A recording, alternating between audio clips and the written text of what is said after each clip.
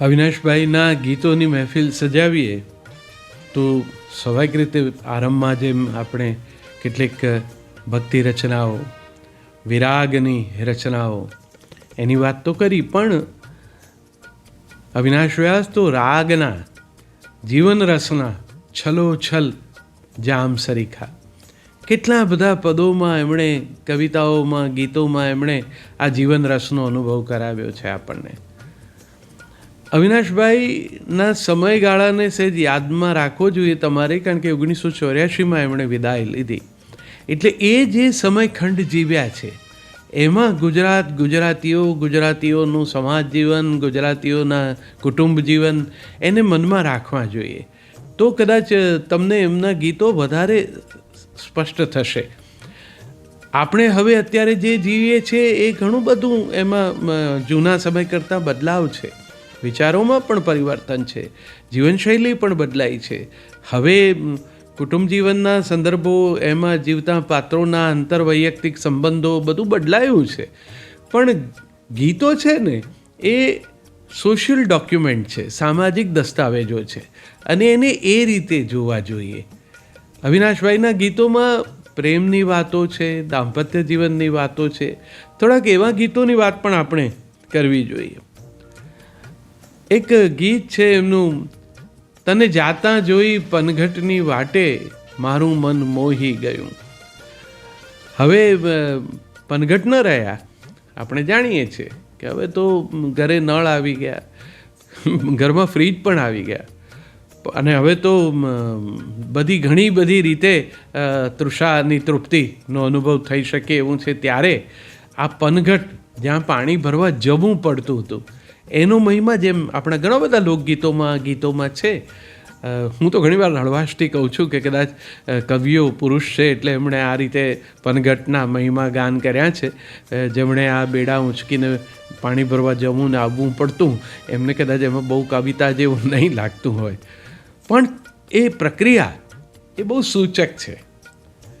જે લોકોને પનઘટનો થોડોક આમ દ્રશ્ય તરીકે પણ અનુભવ છે એમને ખબર હશે કે કૂવા કાંઠે પાણી ભરવા જાય ત્યારે સરખી સૈયરો એમના બેડા છે ને એ ભરાય, હૈયા ઉલેચાય, મનની વાતો જે કદી મનમાં રાખી હોય એ વ્યક્ત થઈ શકે અને એ રીતે હળવા થઈ શકાય.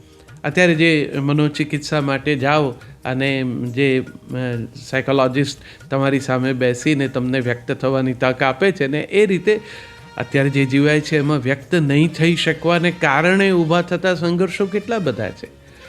તો એ વખતે આ પણ એક અનુકૂળતા હતી.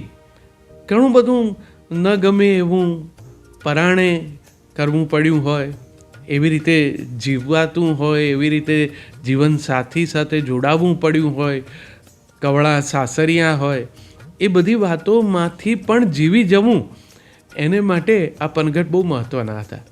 ત્યાં એક વખત વાત થઈ જાય, પોતપોતાના દુઃખ રડી લેવાય, પછી ભરેલા બેડે અને પ્રસન્નતાથી જરા હળવા થઈને પોતાના ઘર તરફ પાછા આવીને જીવનચર્યામાં જોડાઈ જવાય. આવા પનઘટ ઉપર જતાં જેણે પોતાના જીવનસાથીને પસંદ કર્યો છે એવો નાયક, એના મનમાં કેટલું બધું હશે.